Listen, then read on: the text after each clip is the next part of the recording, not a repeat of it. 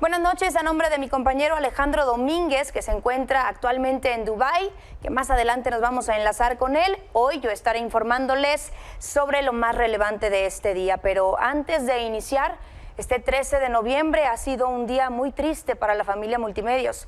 Ha fallecido el arquitecto Héctor Benavides, ícono de esta empresa y también ícono de la comunicación. Su trayectoria fue simplemente impecable, gran personaje que se destacaba por su experiencia y por su amabilidad al frente y detrás de las cámaras. En su sencillez radicaba su grandeza, hablaba para la gente como habla la gente, por eso conectaba con el público. Este año fue reconocido con el récord Guinness por alcanzar la carrera más larga como presentador de noticias de televisión. Este récord midió los años, pero lo que nadie podrá medir es el inmenso cariño que cultivó durante tanto tiempo y que perdurará en la memoria colectiva y en el recuerdo y gratitud de los que tanto aprendimos de él. Descanse en paz el inolvidable Arqui Benavides. Pues yo cuando pienso en el Arqui me remite mucho a lo que es la familia, porque lo he visto desde chiquito, en la sala o en el comedor cuando estamos comiendo, prendemos las noticias y pues él está ahí. Y como que eso hace que lo haya formado como si fuera parte de la familia, ¿no? Yo siento que él expresa muchas cosas que los neoloneses pensamos, a veces con ciertas situaciones, con ciertas notas. Entonces, es lo que queremos, alguien que nos represente. Tal vez no tenemos estudio o somos humildes. Él es muy bueno, él hace por esas personas. Es la transparencia que tiene al hablar, la honestidad y pues más que nada lo admiro por su gran fortaleza que tiene.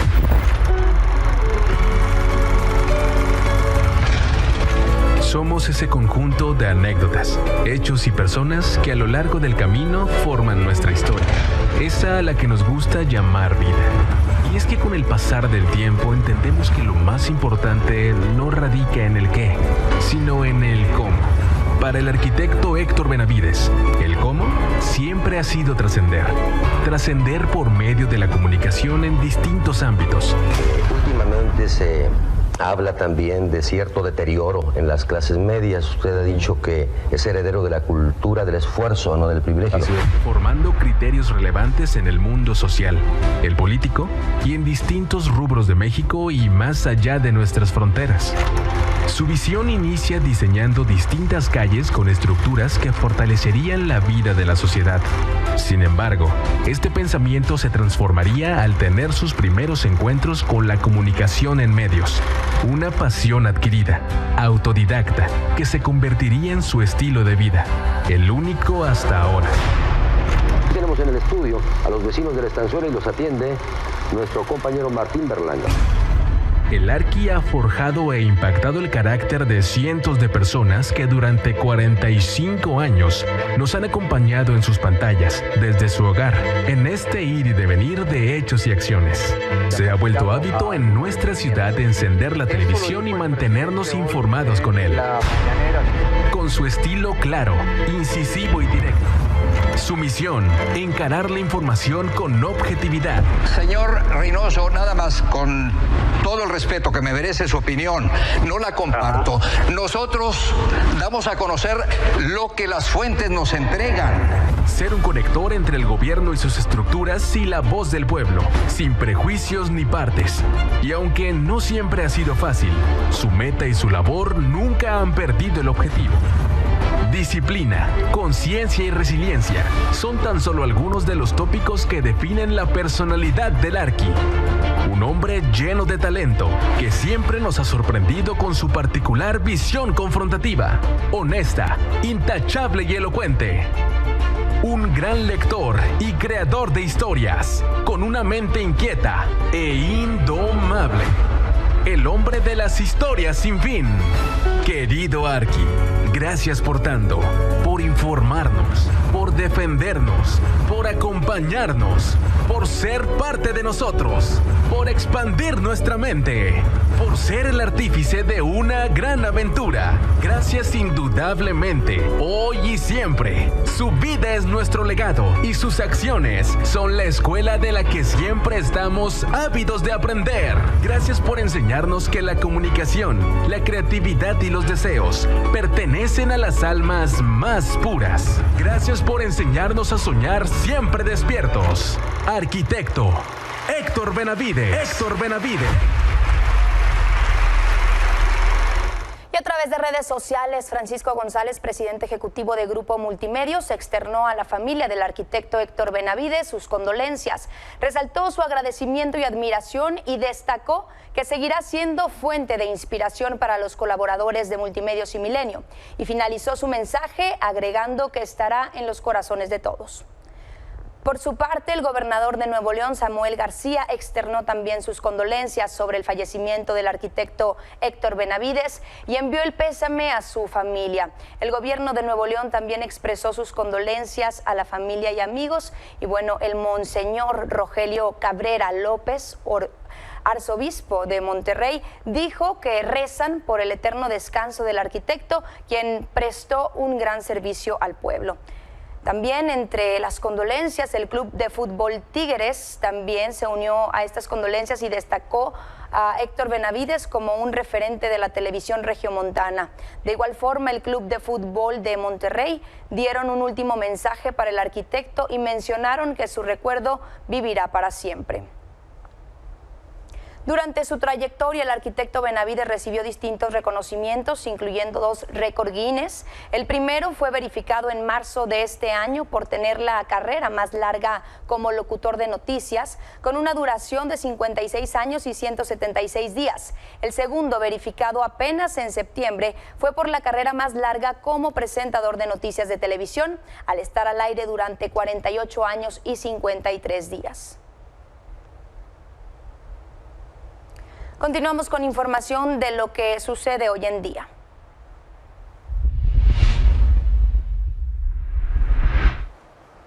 Bien, esta mañana el ex canciller Marcelo Ebrard anunció que continuará en Morena. Esto pese a la decisión de la Comisión de Honestidad y Quejas de Morena de no reponer el proceso. Bueno, aunque reconocen que sí hubo prácticas indebidas durante ese proceso y que sancionarán a quienes las hayan cometido, en cuanto a su relación con la aspirante presidencial, afirmó que se ha alcanzado un entendimiento para que su grupo político tenga representación en los órganos directivos de Morena y de paso agradeció a miembros de otros partidos que se expresaron bien de él. Así lo dijo.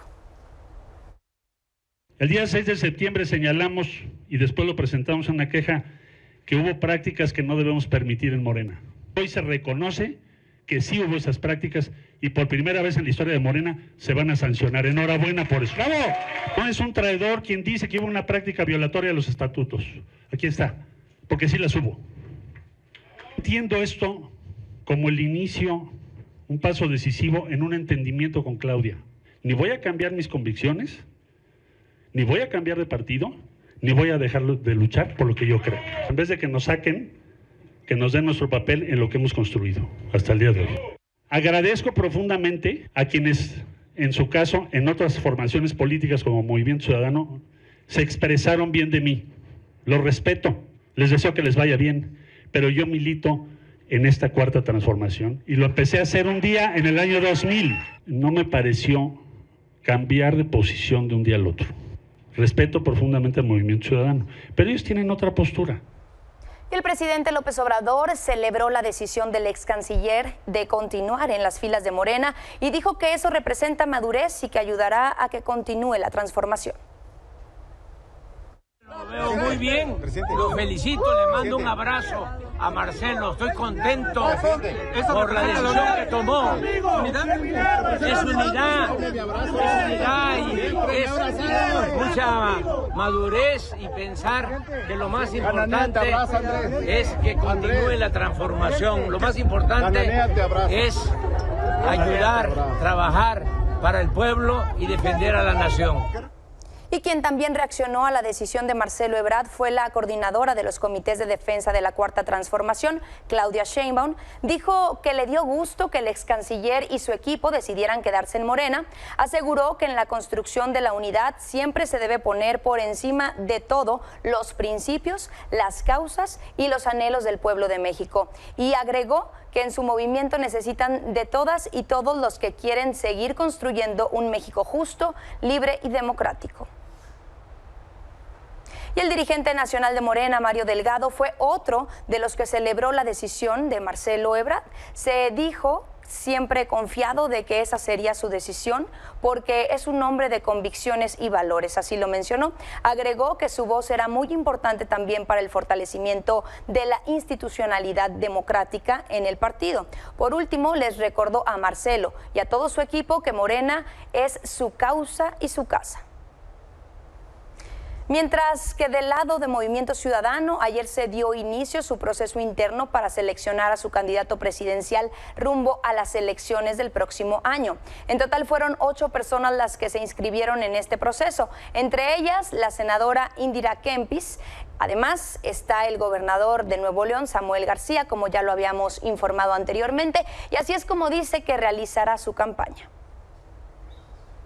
Ya por fin empiezan legalmente las campañas federales y locales y van a conocer, México, se los juro, lo que es una campaña alegre, una campaña con valores, con tenis fosfo, cantando con el Yawi y arrasando en junio del 2024.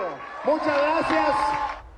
Aunque parece que no todas serán buenas noticias para el aún gobernador de Nuevo León, esta tarde la Suprema Corte de Justicia de la Nación suspendió los nombramientos interinos, esto para reemplazar a Samuel García, quien solicitó licencia para separarse de su cargo el próximo 2 de diciembre. La Corte otorgó suspensiones a 2 controversias constitucionales contra la designación de José Arturo Salinas como gobernador y contra el acuerdo de Samuel García para nombrar un encargado de despacho durante su licencia, por lo que será el Congreso del Estado quien designe al nuevo mandatario. Y en Aguascalientes, en el fraccionamiento Punta del Cielo, fue encontrado el cuerpo de Osiel Baena, quien rindió protesta en octubre del 2022 como magistrada electoral de la entidad, el primero de América Latina. Estaba dentro de su casa y junto a su pareja, según informó la Fiscalía Estatal, es que ocurren los hechos. En un comunicado, la dependencia señaló que el caso está siendo atendido bajo un protocolo especial con perspectiva de género. Añadió que según los resultados preliminares podría tratarse de un tema de índole personal. El fiscal Jesús Figueroa adelantó algunos detalles sobre esta hipótesis. En la revisión que ya se hizo por parte de los peritos, hasta estas horas no se encontraron ninguna violación a las chapas. En este momento lo que podemos decir, insisto, es de que hay, aparentemente podemos decir que es lesiones ocasionadas con, no sé si denominarlas armas o navajas, como ya las refirió, cortantes, objetos cortantes, y lo que podemos decir, insisto, es que a la 1 de la mañana con 16 minutos del día ingresa las 2 personas que encontramos sin vidas a ese domicilio y no encontramos ningún otro indicio que hasta este momento nos lleve a establecer que una tercera persona ingresó a ese domicilio. Ante estos hechos, diversos colectivos de la comunidad LGBT convocaron a manifestaciones pacíficas en varios puntos de la República, rindieron un homenaje y exigieron justicia por Osiel Baena. Los manifestantes llamaron a las autoridades a actuar de forma efectiva y hacer una investigación libre de prejuicios para esclarecer lo ocurrido. Su familia asistió a una de estas veladas convocada en Aguascalientes para sumarse a las voces que piden justicia. Y en la Ciudad de México, diversos colectivos se reunieron en la Estela de Luz e iniciaron así una marcha sobre Paseo de la Reforma. La finalidad es exigir que se esclarezca la muerte del magistrado Osiel Baena. Bien, con esto hacemos una pausa, ya volvemos con más información. Bien, como le mencionaba al inicio del programa, mi compañero Alejandro Domínguez se encuentra en Dubái. Alejandro, me enlazo directamente contigo. Buenos días para ti, tenemos muchas horas de diferencia, pero qué gusto saludarte, tu espacio. Gracias, Ceci. 10 horas de diferencia. Buenas noches allá en México para ti y para toda la gente que nos ve. Antes de contarles un poco la información que desde este lado del mundo se da, mis más sensibles condolencias, pésame para toda la familia del arquitecto Héctor Benavides, la familia en casa y la familia en multimedios, todos mis compañeros allá, un fuerte abrazo. Un ejemplo a seguir, lo conocí en su oficina, repleto de periódicos y libros. Y qué mejor manera de honrarlo que trabajándose. Si estamos acá atendiendo una invitación de la que en los próximos días les estaremos contando y les platico de lo que pasa en esta región del mundo. No se ha olvidado el conflicto entre Israel y Hamas luego de esa irrupción del grupo terrorista en Israel el 7 de octubre. Este fin de semana, aquí muy cerca en Arabia Saudita, hubo una reunión de los países árabes islámicos. Discutieron el conflicto, culparon a Israel de lo que pasa en Gaza y pidieron que llegue la paz en Palestina. Esto es parte de lo que ocurrió ahí. Este es un trabajo de mi compañero Yair Navarro.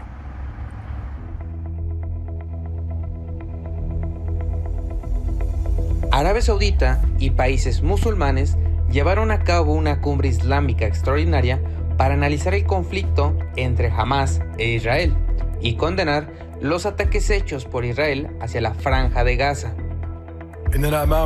كارثة إنسانية تشهد على فشل مجلس الأمن والمجتمع الدولي في وضع حد للانتهاكات الإسرائيلية الصارخة للقوانين والأعراف الدولية والقانون الدولي الإنساني وتبرهن على ازدواجية المعايير والانتقائية في تطبيقها. Esta reunión dejó dos puntos claros para los participantes. Uno, que Israel es el responsable de los crímenes contra los palestinos. Y dos, la pertinencia de que Estados Unidos presione a un cese a los bombardeos realizados por Israel. ونشير في هذا الصدد بأن الولايات المتحدة الأمريكية التي لها التأثير الأكبر على إسرائيل تتحمل المسؤولية عن غياب الحل السياسي ونطالبها بوقف العدوان الإسرائيلي والعمل على إنهاء الاحتلال الإسرائيلي لأرضنا وشعبنا ومقدساتنا. ومن هذا المنطلق نجدد مطالبنا بوقف الفوري للعمليات العسكرية وتوفير ممرات إنسانية لإغاثة المدنيين وتمكين المنظمات الدولية الإنسانية من أداء دورها. El presidente turco Tayyip Erdogan fue otro de los participantes que cuestionó los actos cometidos por Israel. Ante esto, propuso convocar a una conferencia de paz internacional para encontrar una solución permanente al conflicto entre Israel y los palestinos. إسرائيل تحاول أن تنتقم من أحداث 7 أكتوبر التي لا يؤيدها ربما كثير منا وذلك بقتل الأبرياء والأطفال والنساء وهدفنا هو أن يتم إيصال المساعدات الإنسانية بدون توقف. الأساس هو وقف إطلاق النار نهائياً وليس مؤقتاً. كذلك فإن الوكالة الدولية للطاقة الذرية يجب أن تبحث في هذا الموضوع ولا بد من البحث عن ذلك ولا بد من الكشف عن الأسلحة النووية التي تمتلكها إسرائيل. Mientras que el presidente de Irán, Ebrahim Raisi, calificó la ofensiva israelí como el mayor crimen que se haya visto en la historia. Además, hizo un llamado a realizar un boicot económico. قطع أي العلاقات السياسية والاقتصادية مع الكيان الصهيوني من قبل الدول الإسلامية وفي هذا الصدد هو مقاطعة تجارية للكيان الصهيوني وبالتحديد وخاصة في على صعيد الطاقة يجب أن تكون في الأولوية كما ويجب علينا أن ندعم الحركات الشعبية لمقاطعة البضائع الإسرائيلية. الخامس يجب علينا أن نقبل أيدي وأذرع المقاومة والحماس. Al cierre de la cumbre árabe islámica, los líderes rechazaron justificar las acciones de Israel contra los palestinos bajo la consigna de autodefensas, además de asegurar que cualquier conversación sobre el futuro de Gaza debería centrarse únicamente en un alto al fuego inmediato. United Nations Security Council has clearly shown that it is unable to live up to the expectations of the international community and that reform is absolutely necessary. But I believe that with the collective will of the Arab world and the Muslim world, and as His Excellency the Secretary General pointed out, the number of countries and the size of these countries, we have the weight to be able to push in that direction. And I am sure that we will do all that we can, and that with the instructions that we have received from the leadership of these countries now, that we will be taking a very, very strong message. Para Milenio Noticias, Yair Navarro. Este conflicto dejó ya inoperantes los hospitales más grandes de Gaza, el Al-Shifa y el Al-Quds. ¿Qué ocurrió ahí? Les cuento, en estos últimos días, el fin de semana, se reportó que estos hospitales se quedaron sin agua, sin electricidad, que gente murió en ellos, todo por parte de los conflictos que se están dando en los alrededores. Ambos dejaron de operar desde el fin de semana debido a la falta de combustible, el asedio de las fuerzas de Israel en sus alrededores. Las imágenes de ambos hospitales atendiendo sin luz, algunos pacientes, con varias personas en camillas improvisadas y en el suelo, ya dieron la vuelta al mundo, y aquí cada hora en los medios de comunicación se dan a conocer. Esta emergencia obligó a trasladar a 37 bebés sin sus incubadoras a un quirófano. Están dentro del hospital Al-Shifa aún a esta hora de la mañana en este lado del mundo. Israel aseguró que sus militares mataron a 21 combatientes de Hamas que atacaron desde la entrada del hospital Al-Shifa. En medio de esta crisis, el Ministerio de Salud de Gaza, controlado por Hamas, dijo que 32 personas han muerto por la falta de electricidad en ese hospital, el Al-Shifa. Entre las víctimas hay al menos 3 bebés prematuros. Mientras tanto, los médicos de esa clínica rechazaron la orden de evacuación de las fuerzas de Israel. Por miedo, dicen que tienen miedo a que los 700 pacientes que atienden se queden desprotegidos. La falta de combustible en Gaza también está dejando a la ONU sin posibilidades de atender a los refugiados palestinos, así lo informó. Dijo que suspenderá la entrega de ayuda humanitaria dentro de 2 días. También informó que sus distribuidores de agua potable no tienen cómo desplazar sus camiones, por lo que 200,000 personas se quedarán sin servicio. Al respecto de lo que ocurre allá en Gaza, de la intervención del ejército de Israel, conversé con el portavoz de las Fuerzas de Defensa de Israel para prensa hispanoamericana, Ronnie Kaplan. Esto me dijo hace apenas unas horas cuando todavía era de noche acá. Saludo a Ronnie Kaplan, es portavoz de las Fuerzas de Defensa de Israel para la prensa hispanoamericana. Ronnie, muchísimas gracias por su tiempo. Muchas gracias a ti, Alejandro, por tenerme contigo en tu programa. ¿Cómo van las cosas estos últimos días? Hemos tenido información sobre afectaciones en las zonas de hospitales. ¿Cuáles son las labores que están ejecutando por allá? Entiendo que uno de los hospitales ya lograron detener, digamos, a ciertas personas vinculadas con Hamas, es decir, detenerlas, matarlas, pues.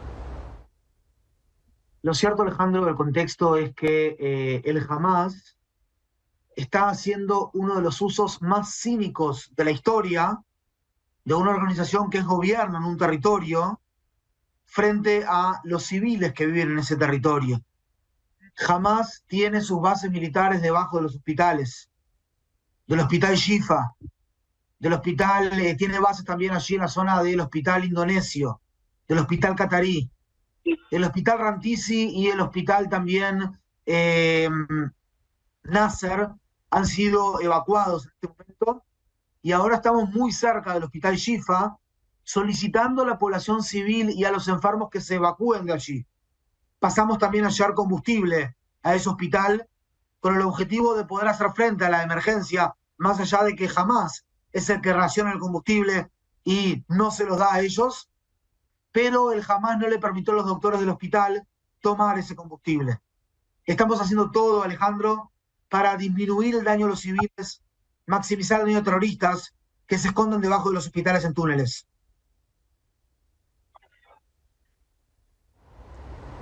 Entiendo que en el Al-Shifa había un grupo de bebés que las fuerzas de Israel buscaban evacuar de ahí, sacar, poner en resguardo. ¿Cómo va ese proceso precisamente ante lo que me señala, ante lo que me explica de la imposibilidad de hacer, digamos, de entrar a esas instalaciones por el uso que les da Hamas desde la parte subterránea?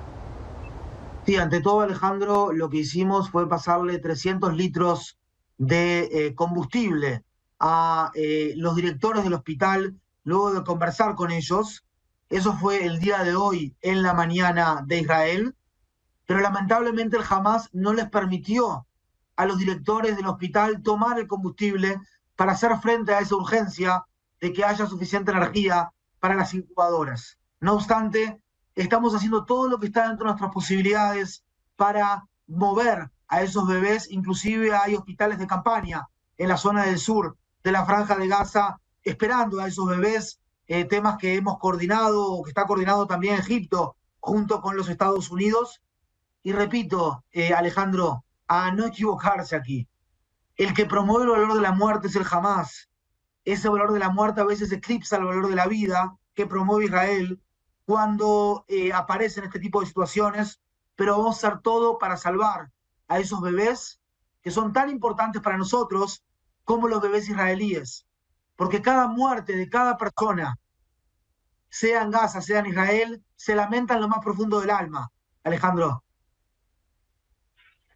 Ronnie, ¿qué complicado ha sido, qué tan complicado ha sido esta incursión en territorio, en Gaza, frente a Hamás para reducir al mínimo las bajas civiles? Me dice, por supuesto, que cada vida es importante, igual de importante. ¿Qué tan complicado es ejecutar estas labores sin poner en riesgo la vida de civiles, como ya ha ocurrido, o lo que apenas hablamos sobre lo que ocurre en el Al-Shifa, ¿no?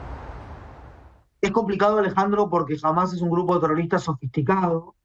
No piensan en un grupo pequeño, sino que es un grupo que está apoyado, financiado por un país como Irán, que es el que está moviendo los hilos de todos los ataques que está sufriendo Israel estos días, de todos sus frentes, si bien está concentrado en el Hamás en la Franja de Gaza. Es un grupo que se mimetiza, que se incrusta dentro de la población civil. Y mientras nosotros le hemos pedido a la población civil durante prácticamente 30 días que se evacúe hacia el sur de la Franja de Gaza, el Hamás a punta de pistola y muchas veces fusilando a personas, le ha instado, le ha impedido a la población civil evacuarse hacia el sur. No es fácil para un ejército moderno luchar contra un grupo terrorista que está incrustado en la población civil en zonas urbanas. Hemos perdido decenas de nuestros soldados, pero seguiremos haciendo esto porque entendemos que si logramos desmantelar al Hamás en la Franja de Gaza, eso va a traer seguridad y paz para los palestinos en la franja, va a traer seguridad para los israelíes, y al mundo le va a evitar que se propaguen este tipo de grupos terroristas en otras latitudes, que cuando golpean los grupos yihadistas, fanáticos, islámicos, no avisan de antemano, Alejandro. Entonces, la vía para la paz, como lo ve Israel, únicamente sería terminando con Hamás. ¿Y qué tan factible, a más de un mes de haber iniciado este proceso para detener y acabar con la organización Hamás, se ve, es factible, no es factible? Porque parece cada vez más complicado, es decir, por más incursión, por más que se ha acabado con grandes liderazgos dentro de Gaza, siguen ahí, ¿no? Que tienen todavía este poder y control. Efectivamente, la vía para la paz pasa por eliminar al Hamás y también por devolver a los 239 rehenes que ya están hace 38 días en cautiverio en la Franja de Gaza, algunos de ellos niños y bebés desde 9 meses. Básicamente la idea de Hamás como tal, esta idea de establecer un califato sobre las ruinas del Estado de Israel moderno, es una idea que no se puede luchar desde el punto de vista militar, no se puede realmente ganarle a esa idea, porque es algo que está en la educación y en la incitación al odio de parte de las personas del Hamás y también del pueblo palestino. Pero sí se puede derrocar el régimen gubernamental y se puede eliminar a los cabecillas del Hamás hasta tal punto que no logren seguir con su ejército, liderado por Mohammad Deif, el líder del ejército. Es Mohammad Deif y es también Yahya Sinwar, las personas que van a Yahya Sinwar, el líder del Hamás en la Franja de Gaza, quienes van a determinar cuántos muertos van a haber en esta guerra, que ellos comenzaron y nosotros vamos a terminar. Es una guerra que no elegimos, que se nos impuso, y estamos haciendo todo lo que está dentro de nuestras posibilidades por maximizar el daño a los terroristas y minimizar el daño a los civiles en la Franja de Gaza, Alejandro. Sí, Ronnie, me imagino también lo complicado que es esta incursión frente a lo que nos recuerdas, que es Hay más de 200 personas que tienen como rehenes desde el 7 de octubre. Por supuesto, importan todas sus nacionalidades, pero menciono a los 2 mexicanos que están ahí también. Incursionar ahí, atacar a Hamás, pero sin poner en riesgo también esas 200 o más de 200 vidas. Así es, Alejandro. Es complicado, pero nosotros estamos yendo a los 2 objetivos en paralelo. Liberar a los rehenes y también desmantelar al Hamás. Tenemos un cuarto de comando y control que está gestionando todas las informaciones disponibles y las que van siendo recabadas acerca de los rehenes. Es una prioridad nacional devolverlos a todos y cada uno de ellos, incluido obviamente a los 2 mexicanos. Sí, ¿se sabe algo? Entiendo que los procesos, hay procesos que son delicados, no se pueden mencionar, pero ¿están todavía en buenas condiciones las personas que están ahí o no se puede tener certeza de en qué condiciones estén? La realidad, Alejandro, es que cualquier tipo de información que te pueda compartir aquí vendría en detrimento de su seguridad física. El Hamás está constantemente ejecutando un terror psicológico, esparciendo mentiras y fake news con respecto a los rehenes de forma constante. Así que en ese sentido creo que la libertad de información es menos importante en este caso específico que la seguridad y la integridad de esos rehenes. Por eso no puedo sumarte más información al respecto, lamentablemente. Entiendo.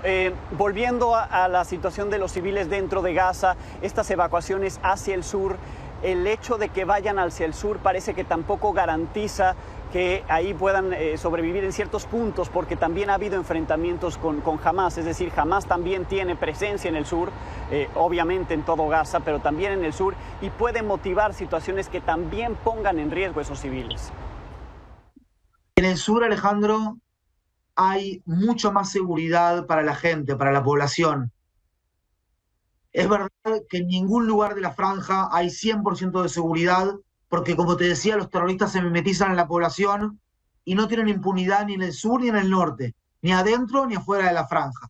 Y básicamente no hay una crisis humanitaria en la zona del sur, por eso seguimos abriendo ceses de fuego humanitarios, o más bien ventanas humanitarias para que los habitantes del norte vayan al sur. Ya lo hemos hecho 8 veces en los últimos días, desde las 10 de la mañana a las 2 de la tarde, y también cuidamos a la población que se retira del sur por la calle de Al-Rashid y por la ruta Salah Hadin, para que jamás no lo fusile, porque jamás está intentando de prevenir la salida de los civiles hacia el sur, para así utilizarlos como escudos humanos en el norte, ante la intensificación de la ofensiva israelí, porque la población civil no son nuestros enemigos. Estamos dispuestos a hacerlos aun cuando muchos terroristas están pasando, pero el objetivo acá es maximizar el daño a los terroristas y minimizar el daño a los civiles, Alejandro, mientras Israel está utilizando a sus fuerzas de defensa para defender a su población civil,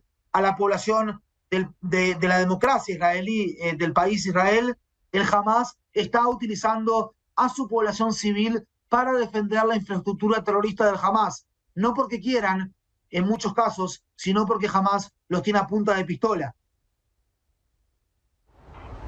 Ronnie, le agradezco muchísimo que nos haya tomado estos minutos, que nos haya explicado en qué va esta incursión allá en Gaza, luego de que inició esta parte por la vía terrestre, además de lo que están ustedes haciendo desde el 7 de octubre frente a la amenaza que representa el grupo Hamás. Y me quedo con esto de cualquier vida es importante, ¿no? Y que ustedes están haciendo todo lo posible por resguardar la vida entonces también de las personas, de los civiles en Gaza, frente a lo que en muchas partes del mundo se está diciendo. Eso es lo que ustedes aseguran, no se está yendo contra los civiles, sino que jamás se aprovecha de ellos. Muchas gracias, Alejandro, por tenerme contigo hoy. Gracias a Ronnie Kaplan, el portavoz de las Fuerzas de Defensa de Israel para la prensa hispanoamericana. Ahí parte de lo que está ocurriendo en esta región del mundo, lo que se está discutiendo, sí, lo que pasa en Gaza, la afectación para los civiles, niños incluidos, enfermos también en los hospitales afectados, la condena de los países musulmanes, árabes, y las justificaciones por parte de Israel. Les estaremos presentando más detalles de este conflicto desde acá, desde esta región del mundo, entre otras cosas que están pasando por acá. En unas semanas más se realiza la COP28 sobre cambio climático. Tendremos también información al respecto de eso desde este país, desde los Emiratos Árabes Unidos y la región. Regreso contigo, Ceci. Bien, Alejandro Domínguez, es tu espacio, así que vamos a estar muy al pendiente de esta gran cobertura pues, que estás llevando a cabo. Nos enlazamos, por supuesto, en próximos días. Gracias y buenos días para ti. Gracias, buenas noches para ti allá. Bien, con esto vamos a ir a un corte comercial y volvemos con más.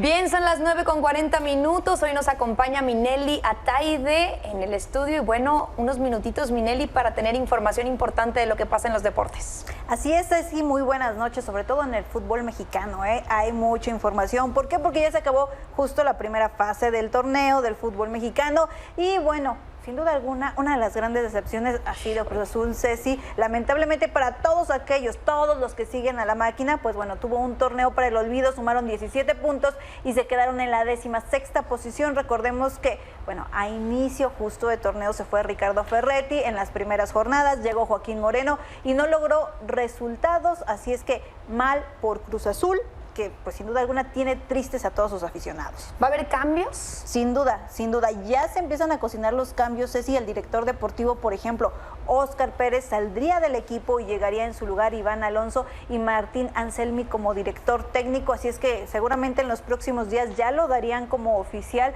todos estos cambios para Cruz Azul, que te digo, es uno de los equipos denominados grandes, ¿no?, del fútbol mexicano, al cual se le invierte una cantidad importante de dinero, pero bueno, tristemente para todos aquellos que son aficionados de Cruz Azul, siguen sufriendo porque no da resultados. Y vamos a ver cómo quedó justamente esta fase final de la Apertura 2023. Ahí tenemos América, que queda en la primera posición, Monterrey, que queda en la segunda posición, el play-in, bueno, Atlético de San Luis, el León, se van a enfrentar estos dos equipos, y Santos frente a Mazatlán es la otra llave para el famoso play-in, que antes era lo que decíamos el repechaje, pero bueno, ahora se le denomina play-in por todo lo que se vive o la similitud que hay con la Liga de Básquetbol de Estados Unidos. Así la situación con este tema del fútbol mexicano.